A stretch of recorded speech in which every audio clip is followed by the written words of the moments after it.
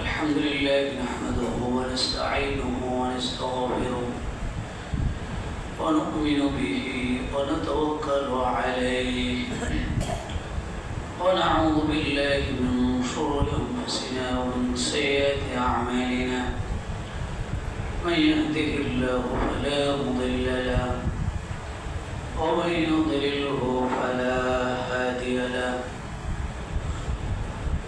ونشهد أن لا إله إلا الله وحده لا شريك له ونشهد أن سيدنا وحبيبنا ومولانا محمد أما بعد فقد قال الله تعالى في كلامه المجيد وفي فرقانه العميد أعوذ بالله من الشيطان الرجيم بسم الله الرحمن الرحيم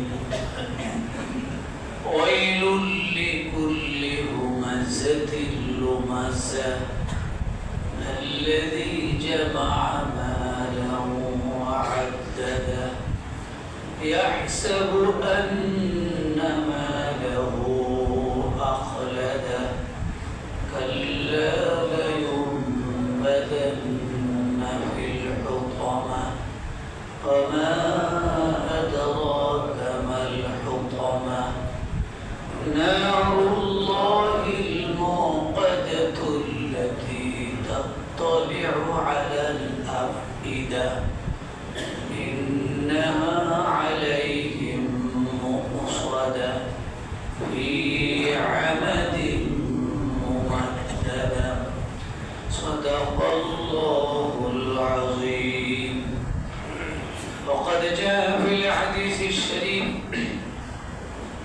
عن أبي هريرة رضي الله تعالى عنه أن رسول الله صلى الله عليه وسلم قال أتدرون من المفلس؟ قالوا المفلس فينا من لا درهم له ولا متاع فقال إن المفلس من أمتي من يأتي يوم القيامة بصلاة وصيام وزكاة ويأتي فقد شتم هذا وقذف هذا وأكل مال هذا وسفك دم هذا وضرب هذا فيعطى هذا من حسناته وهذا من حسناته فإن فنيت حسناته قبل أن يقضى ما عليه أخذ من خطاياهم فطرحت عليه ثم طرح في النار رواه مسلم إن الله وملائكته يصلون على النبي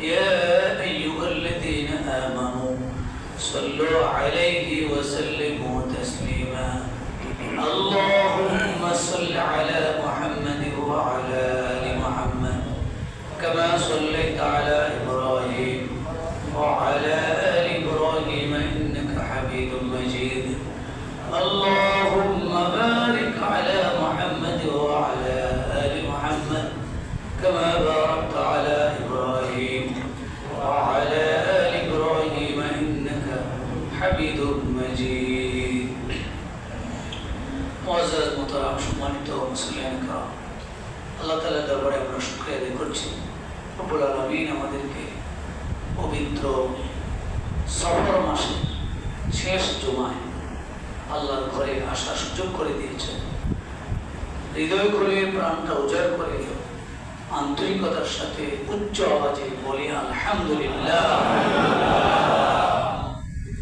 অসংখ্য অগণিত দরুদ সালাম আমাদের নবী আমাদের আদর্শ মুহাম্মদ রাসূলুল্লাহ সাল্লাল্লাহু আলাইহি ওয়াসাল্লাম যিনি আমাদের প্রতি মেহেরবানি করে দয়া করে আমাদেরকে মুক্তির পথ শান্তির পথ আদর্শের পথগুলি বলে দিয়েছেন সে রাসূলের প্রতি আমাদের অসংখ্য সালাম ও দরুদ সময় তো আছে, আমরা গত জমাগুলোতে বলছিলাম একটা বিষয় পরিষ্কার করার চেষ্টা করছিলাম। গত জমায় কোন বিষয় জানি বললাম, গীবত, কিছু মনে আছে? আমাদের মুসলিম ইকরাম কিছু মনে রাখলে যারা ক্লাস নেয় তাদের ভালো লাগে আর কি, তাহলে একটা আস্থা থাকে, তো ভালো লাগে, সাহস লাগে যে যাক আমার কষ্টটা এবং আল্লাহ যে উদ্দেশ্যে জমা দিয়েছে সেই উদ্দেশ্যটাও সফল হবে। আমরা গত জমায় গীবত সংক্রান্ত কথা বলছিলাম। এর আগে শুরু করেছিলাম আমরা যে জিহ্বা, যে জিহ্বাটা আল্লাহ তাআলা দিয়েছেন একটা বিরাট নিয়ামত। পৃথিবীতে একটা বড় নিয়ামত আর নেই। কথা বলতে না পারলে তো সবে অশান্তি লাগে। চোখ যেমন নিয়ামত, দেখতে না পারলে সমস্যা লাগে, আর যে কথা বলতে পারে না তারও কিন্তু জীবনে অনেক কষ্ট ও বাজার। এই জিহ্বা দিয়ে আমরা কথা বলি, এটা আল্লাহ তাআলার শ্রেষ্ঠ নিয়ম। তো এই জিহ্বাটাকে এটা যদি আমরা যথাযথভাবে ব্যবহার করতে না পারি তাহলে আমাদের জীবনটা ধ্বংস হবে। আর যদি সঠিকভাবে ব্যবহার করি আল্লাহ নির্দেশিত পথে, জীবনটা কল্যাণ হবে। এই জিহ্বা দিয়ে অনেকগুলো গুনাহ আমরা করি, জেনে না জেনে, অনেক সময় অসতর্ক অবস্থায় গুনাহ করে জিহ্বাটার কারণে। এই জিহ্বার কারণে অন্যান্য অঙ্গগুলো জিহ্বাকে বলে, জিহ্বারে তুই সোজা হলে থাক, তাহলে আমরাও সোজা। হাদিস শরীফে আছে। তার মানে জিহ্বার বিরাট গুরুত্ব। জিহ্বাই আপনাকে কন্ট্রোল করে। জিহ্বা দিয়ে মিথ্যা বললে, জিহ্বা দিয়ে মানুষকে প্রতারণা করে। এই জিহ্বা দিয়ে সবচেয়ে মারাত্মক একটি গুনাহ, যে গুনাহটি হলো গীবতের গুনাহ। গীবত। তো গত জমায় আমরা গীবতের ভয়াবহ পরিণাম নিয়ে কিছু কথা বলেছি, আজকে আর কিছু কথা বলবো। যে গীবতের মাধ্যমে বান্দা নেক আমল শূন্য হয়ে যায়, অনেক নেক আমল, কিন্তু ঝুড়িতে দেখা গেল কিছুই নেই। সারা রাত্র ভেলায় মাছ ধরে হচ্ছে, পানির মধ্যে ভেলা, ওরকম ভেলাই তো বলে নাকি, এটা দিয়ে মাছ ধরে ঝুড়িতে রাখে, ডোলায় রাখে। ডোলার তো ছিদ্র আছে নিচে দিয়ে, যার কারণে সব মাছ রাখার পরে সব পড়ে গেল। সকালবেলা থেকে কিছুই নাই, হাবা আম মানসুর। কোরআন শরীফে আছে হাবা আম মানসুর। যারা অনেক নেক আমল করে কিন্তু সামান্য একটু শিরক করার কারণে তার নেক আমলগুলি হাবা আম মানসুর হয়ে যায়, তুলার মতো উড়ে যায়, কিচ্ছু থাকে না। গীবত এমন একটি মারাত্মক অপরাধ, যে অপরাধের কারণে বান্দার নেক আমলগুলো খালি হয়ে যায়, কোন নেক আমল থাকে না। সহিহ মুসলিমে হাদিসটি আছে, ৬৭৪৪ নম্বর হাদিস। আল্লাহ রাসূল জিজ্ঞাসা করলেন, ক্বালা তাদরুনা মানিল মুফলিস? বিশ্বনবী জিজ্ঞাসা করলেন, সাহাবায়ে কেরাম তোমরা বলো দেখি মুফলিস কাকে বলে? মুফলিস কি জিনিস? মুফলিস হলো অসহায়, নিঃস্ব, যার কিছু নাই। আল্লাহ নবী জিজ্ঞাসা করলেন, বলো দেখি নিঃস্ব কাকে বলে? ক্বালু, সাহাবায়ে কেরাম বললেন, আল মুফলিসু ফীনা, আমাদের মাঝে মুফলিস হলো, নিঃস্ব হলো ওই ব্যক্তি, মান লা দিরহাম লাহু ওয়ালা মাতা, যার টাকা পয়সা নাই, সম্পদ নাই, সেই তো অসহায়, নিঃস্ব। আমরা তো এটাই মনে করি। ফাকালা, বিশ্বনবী বললেন, ইন্নাল মুফলিসা মিন উম্মতি, আমার উম্মতের মধ্যে মুফলিস হলো, নিঃস্ব হলো ওই ব্যক্তি, মাইয়াতি ইয়াউমাল কিয়ামা, কিয়ামতের দিন যে আসবে, হাজির হবে, বিসলাতিন ওয়া সিয়ামিন ওয়া যাকাত, অসংখ্য নামাজ নিয়ে, রোজা নিয়ে, যাকাত নিয়ে, বড় বড় ইবাদতগুলি নিয়ে হাজির হবে। কিন্তু পাশাপাশি সে আরো কিছু কাজ করেছিল দুনিয়ায়। ফাকাদ শাতামা হাযা, সে অমুক ব্যক্তিকে গালি দিয়েছিল। ওয়াকাযাফা হাযা, অমুক ব্যক্তিকে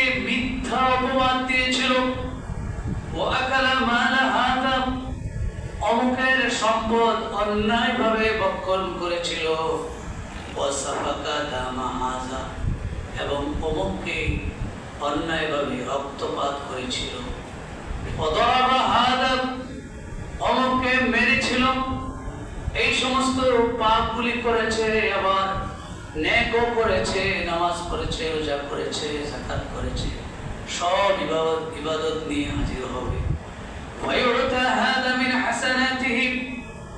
এরপর তার যে নেক আমলগুলো করে এসেছে ওগুলো থেকে ওই যে মানুষকে বকা দিয়েছে, গালি দিয়েছে, অপরাধগুলো করেছে, কষ্ট করেছে, মিথ্যা অপবাদ দিয়েছে, দোষ গিয়েছে মানুষকে, তাদেরকে তার নেকগুলো থেকে দিতে থাকবে।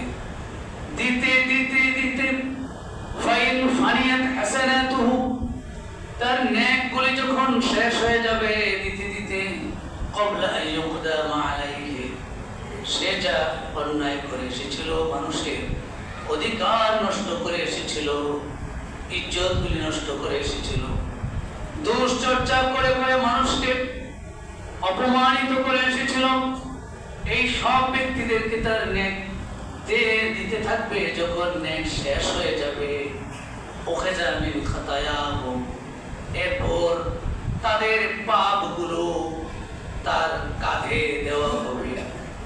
তুমি তার সম্মান হানি করেছো, এবার তার পাপগুলি কাঁধে নাও তোমার।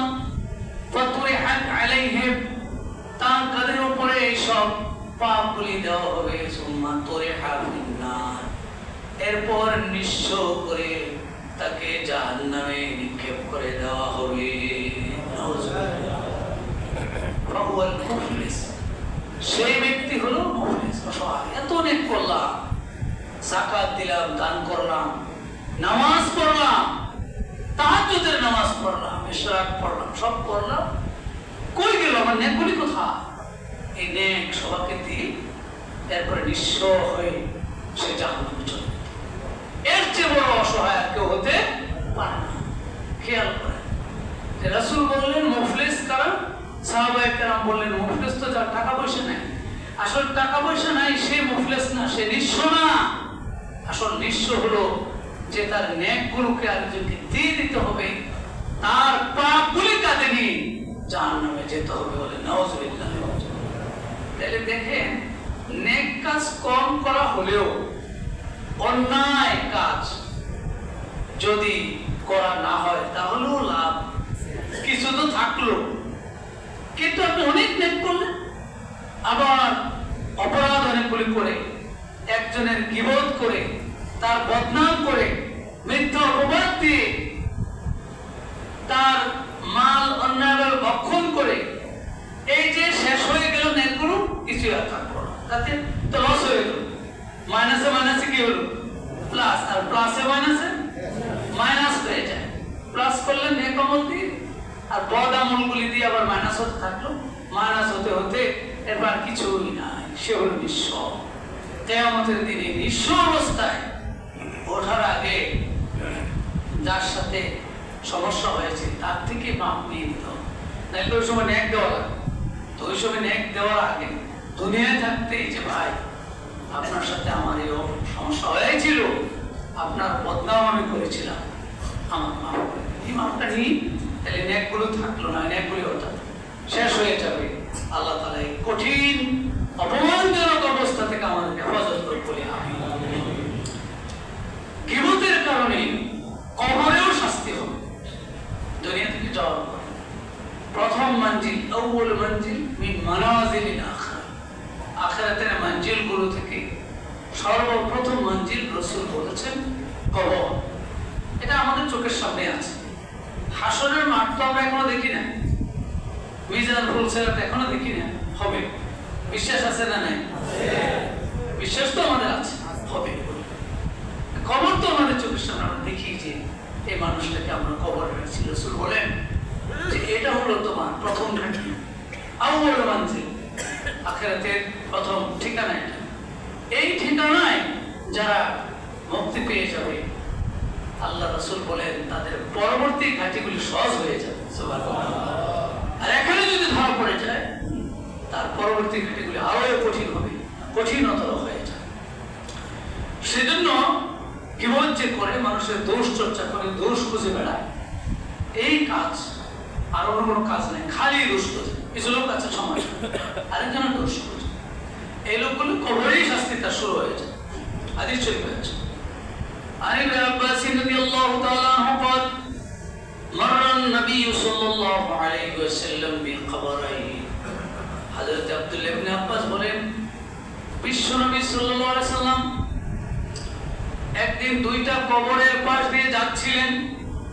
فقال নবী বললেন, ইন্নাহুমা লা ইউআযাবানি, এই দুইটা কবরের মধ্যে শাস্তি দেওয়া হচ্ছে।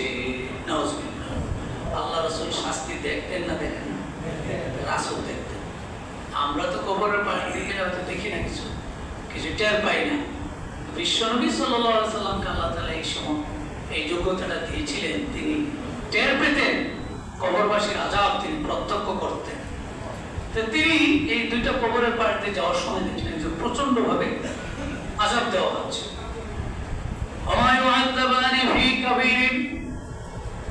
নবী বলেন, ওই ব্যক্তিদেরকে শাস্তি দেওয়া হচ্ছে, তবে বড় ধরনের কোন কাজের কারণে শাস্তি দেওয়া হচ্ছে না। কি কাজ করতো তারা? আম্মা আহাদুহুমা, একজন ছিল ফাকানা লা ইস্তাতিরু মিনাল বাউলি, পেশাব করার সময় সে আবৃত করতো না, আড়াল করতো না, উন্মুক্ত জায়গায় পেশাব করে দিত। আছে না নাই? আছে। রাস্তায় ছেড়ে দেয়, কিছু লোক আছে, কোথায় যাবে আড়াল করবে কোন সময়? রাস্তার মধ্যে মানুষ আসা যাওয়া করে, এ তো নিজের দিকে রয়েছে, আমি তো আর দেখি না কারো, তুমি না দেখো না, তোমার তো সবাই দেখে। এই এরকম কিছু লোক আছে। এই জন্য রাসূলুল্লাহ সতর্ক করেছেন, লা ইস্তাতিরু মিনাল বাউল, চেষ্টা করতে হবে। রাস্তাঘাটে অনেক সময়, রাসূলের সময় এত সুন্দর ডেকোরেটেড ওয়াশরুম বাথরুম ছিল না, টয়লেট ছিল না। রাসূল অনেক দূর যেতেন, যে আড়াল পেশাব করতেন। এখন রাস্তাঘাটে এরকম মেচার সমস্যা হয়ে গেলে যতদূর সম্ভব আড়াল খুঁজতে হবে, এটা সুন্নাত, এটা নিয়ম, আদব। আবার এই হাদিসটা একটা ব্যাখ্যা অন্য ব্যাখ্যা আছে, লা ইস্তাতিরু মিনাল বাউল, মানে হলো ওই লোকটা আড়াল তো করতো না পেশাবের সময়, আবার পেশাব করে পবিত্রতা অর্জন করতো না। পেশাব করে কিছু লোকজন আছে পবিত্রতা অর্জন করে না, লাড়াছাড়া দিয়ে চলে যায়। তো লাড়াছাড়া দিয়ে চলে গেলে পবিত্র পুরো দেহটাই নষ্ট হয়ে গেল, নাউজুবিল্লাহ। এই জাতীয় লোকজন আছে, এই দুইটাই এখানে অন্তর্ভুক্ত। তাহলে তাকে শাস্তি, একজনকে শাস্তি দেওয়া হচ্ছে সে পেশাব করার সময় আড়াল করতো না, এই অপরাধে তাকে শাস্তি দেওয়া হচ্ছে। ওয়াম্মাল আখারু, আরেকজন ফাকানা ইয়ামশি বিন নামিমা, আরেকজন ছিল এমন যে হাঁটতে হাঁটতে মানুষের দোষ চর্চা করত, চগলখড়ি করত, দোষ খুঁজে খুঁজে বেড়াতো, একজনের দোষ নিয়ে আরেকজনের কাছে লাগাতো, এই জাতীয় কাজ করে বেড়াতো। ওই জন্য তাকেও শাস্তি দেওয়া হচ্ছে কবরে। সুম্মা আখাযাত জারিদাতান রুতবাতান, এরপর নবী একটা খেজুরের ডাল হাতে নিলেন, তাজা খেজুরের ডাল, ফাশাক্কাহা নিসফাইনি, ওই ডালটাকে দুইটা ভাগ করলেন, ফাখরাজা ফি কুল্লি কবরিন ওয়াহিদাতান, প্রতিটা কবরের মধ্যে একটা করে ডাল তিনি বসাইয়া দিলেন। ক্বালু ইয়া রাসূলুল্লাহ, সাহাবায়ে কেরাম বললেন, হে আল্লাহর রাসূল, লিমা ফাআলতা হাযা, আপনি এটা কেন করলেন? ক্বালা, বিশ্বনবী বললেন, লাআল্লাহু ইউখাফফাফু আনহুমা মা লাম ইয়াবাসা, আমি আশা করি এই ডালগুলি যতক্ষণ শুকিয়ে না যাবে ততক্ষণ পর্যন্ত তাদেরকে আল্লাহ শাস্তি থেকে রক্ষা করবে। এই জন্য এই হাদিসকে দলিল দিয়ে অনেকে কবরে ভিজা মানে তাজা ডাল, খেজুরের ডাল বসাইয়া দেয়, রাসূল এটা করেছিলেন। এটা হাদিসে আছে, এটা বুখারী 258 নম্বর হাদিস এটা আছে। তাহলে যে দুটো কারণে এই কবরের শাস্তি দেওয়া হলো, রাসূলুল্লাহ প্রত্যক্ষ করলেন। একটা ছিল সে ইস্তেঞ্জা করার সময় আড়াল করতো না, আরেকজন মানুষের দোষ খুঁজে বেড়াতো, এবং একজনের দোষ আরেকজনের কাছে নিয়ে লাগাতো। কবর থেকেই তার আযাব শুরু হয়ে যায়, কবরের মধ্যেই তাকে কঠিন আযাব। এরপরে গীবত করা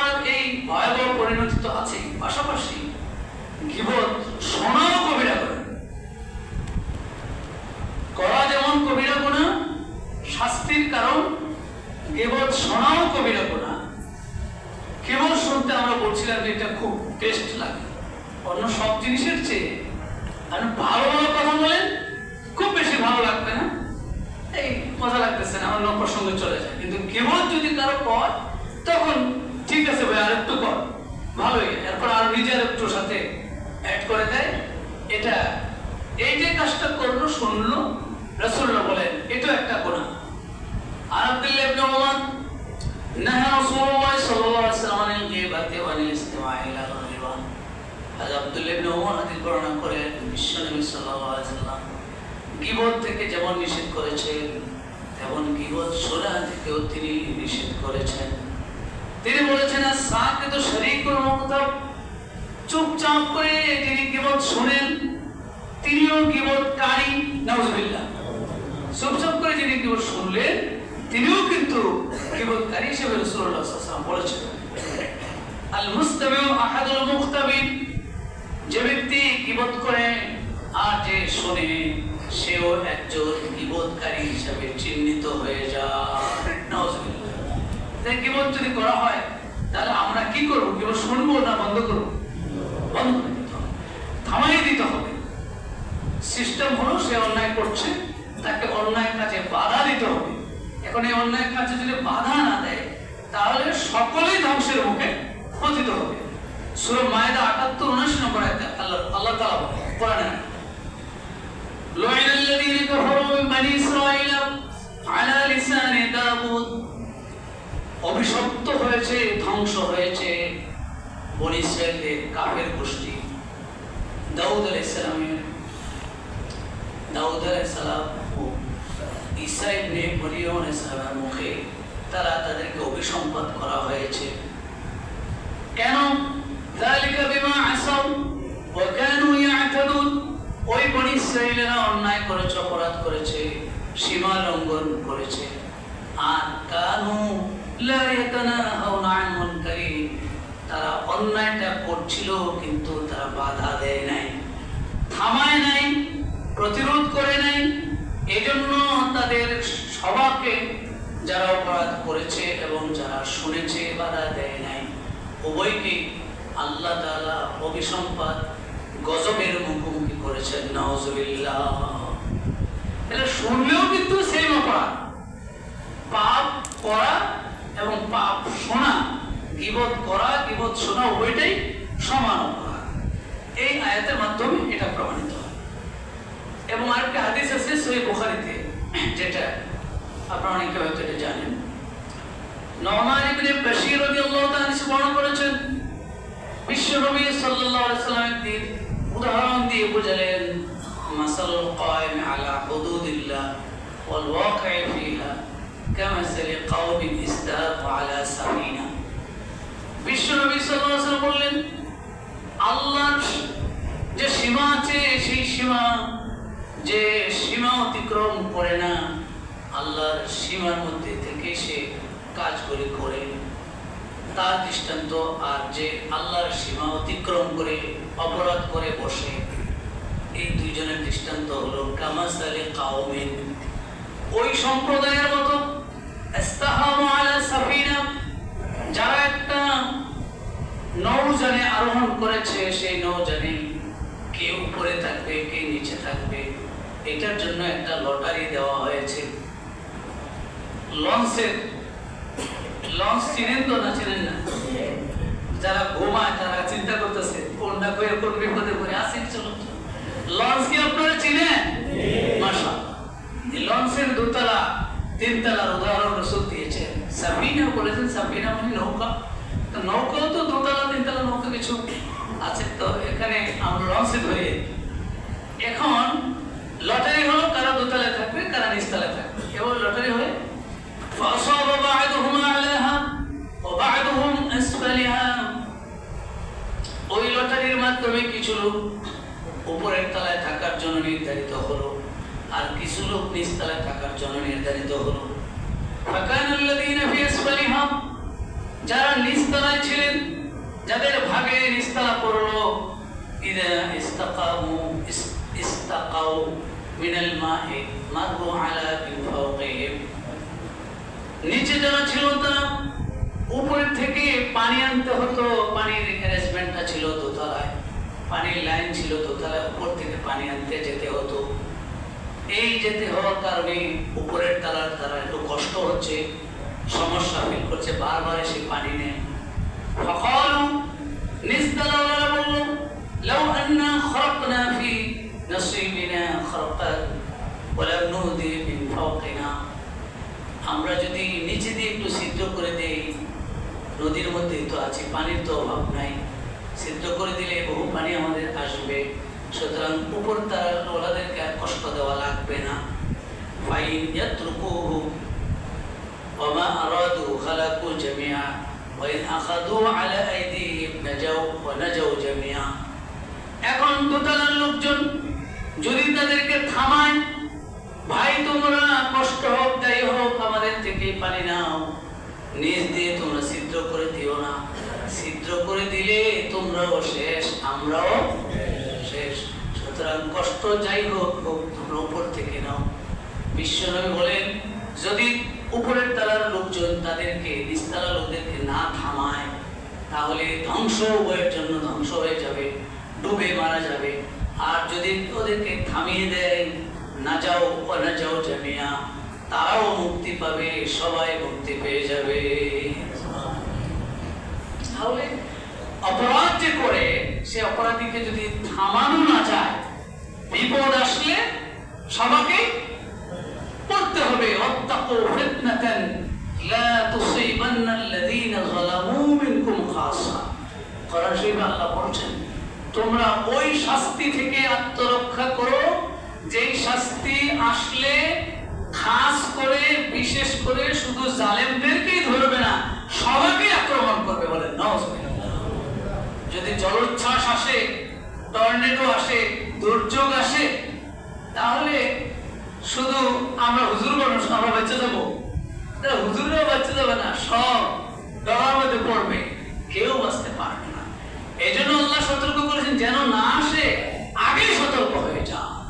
তোমার অন্যায় তোমার চোখের সামনে যদি হয়, তোমার সামনে দাঁড়িয়ে এসে আরেকজনের অপমান করছে, গীবত করছে, থামাও তুমি তাকে, না হয় তুমিও ধ্বংস, সেও ধ্বংস, সবার ধ্বংস, তোমার আমলগুলি শেষ হয়ে যাবে।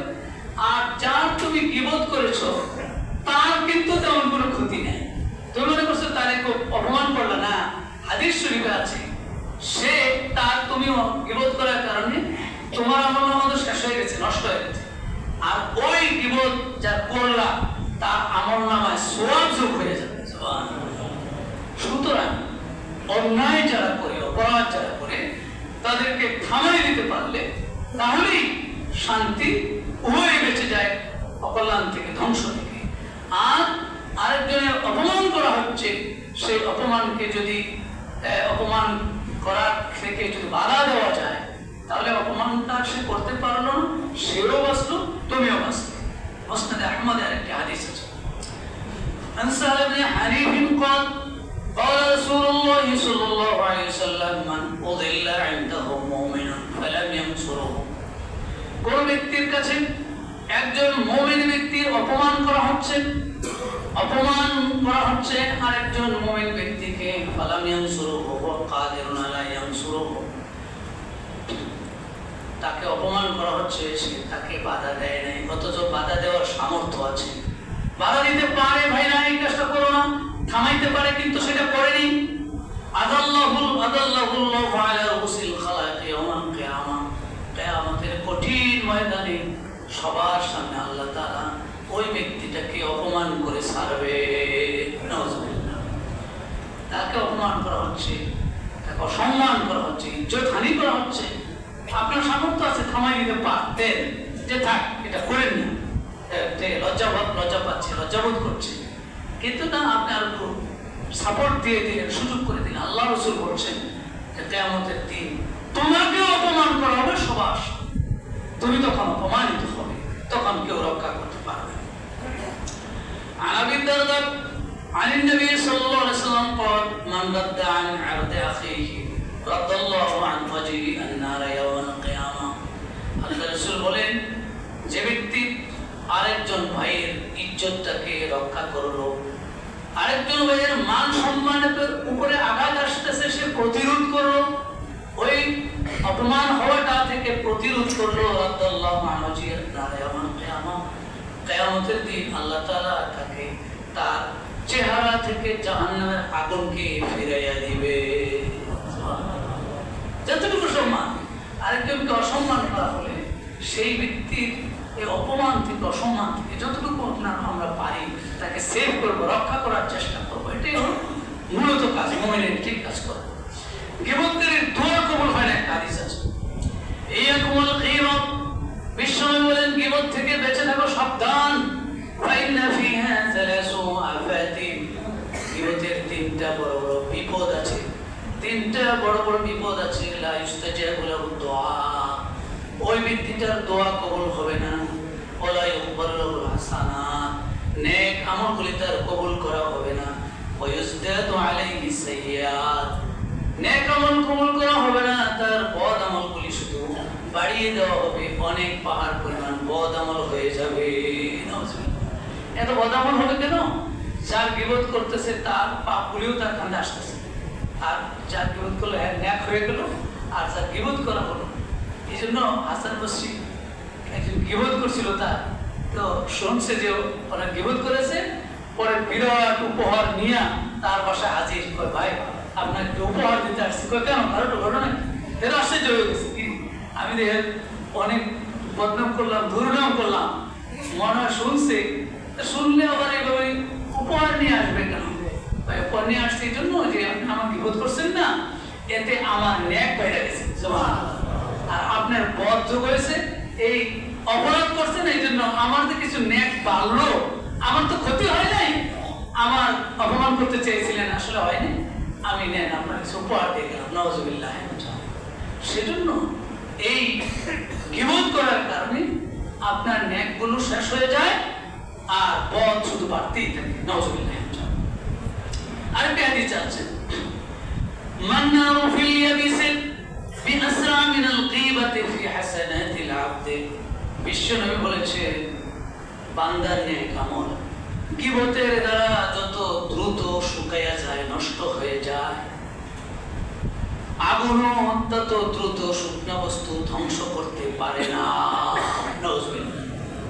নেক আমলগুলি এত দ্রুত শেষ হয়, শুকনা বস্তু আগুনে যদি দেন তাহলে সেই আগুন যত দ্রুত এই শুকনা বস্তু লাকড়িগুলোকে ছাই করে ফেলে, গীবতের কারণে আপনার আমার নেক আমলগুলো এর চেয়েও বেশি দ্রুত শেষ হয়ে যায়। নাউযুবিল্লাহ।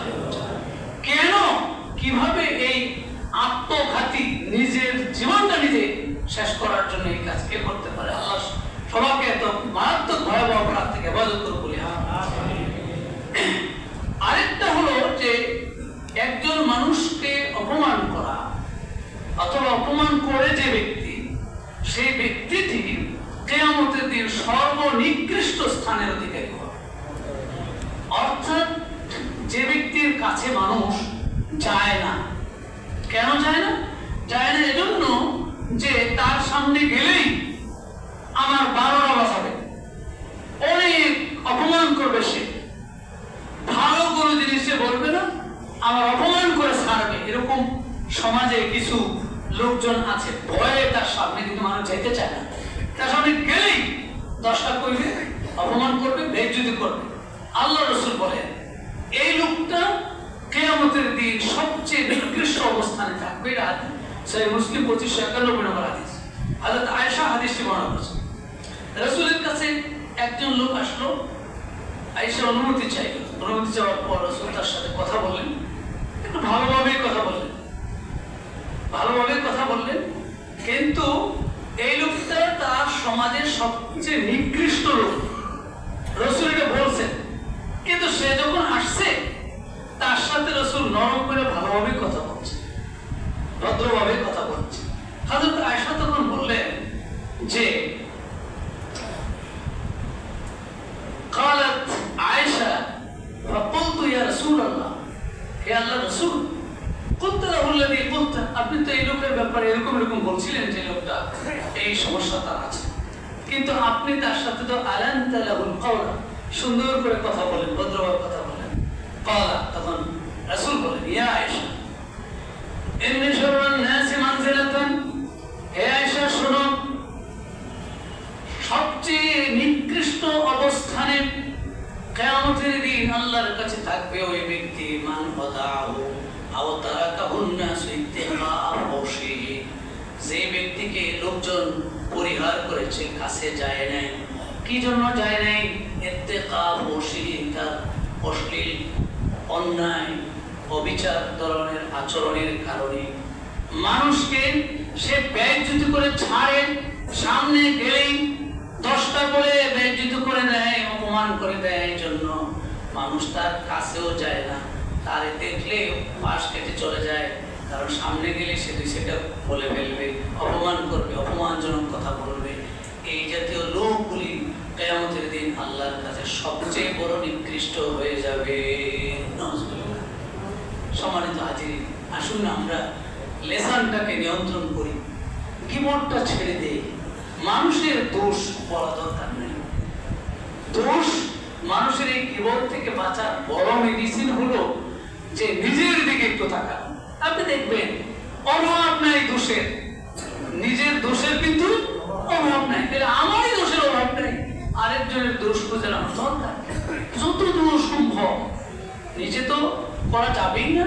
কেউ যদি এরকম দুশ্চর্চা করে, বিশেষ করে মহিলা মা বোনেরা, হ্যাঁ, যদি জামাইয়ের বাড়ি থেকে বাপের বাড়িতে আসে, শাশুড়ির দোষ কইতে কইতে রাত 2টা, ঘুমাবি না, পায় না, আরো রয়েছে তো, কারণ কালকে তাও চলে যাবে। দোষ বলা শেষ হয় না। শাশুড়ির দোষ, জালের দোষ আছে না নাই? মহিলারাও আছে, আমার কথা তারাও শুনতেছে। বাস্তব এত বেশি অভ্যস্ত কেন? কেন আপনি আপনার নেক আমলগুলিকে শেষ করে দিচ্ছেন? নিঃস্ব হয়ে আল্লাহর কাছে হাজির হবে সবচেয়ে নিকৃষ্ট। দরকার কি? দরকার কি? সহ্য করেন, ধৈর্য ধরেন, না পারলে ছাড়েন। দোষ করে আপনার কিলাপ হবে, তার দোষ করে দিল, তাকে আপনি আরো তার নেক আমল বাড়লো, আপনার গুনাহ হলো। এই জন্য আসুন আমরা অপরের দোষ চর্চা করা থেকে বেঁচে থেকে আল্লাহ রাব্বুল আলামিন আমাদেরকে এই জাতীয় জঘন্য অপরাধ থেকে বাঁচার তৌফিক দান করুন।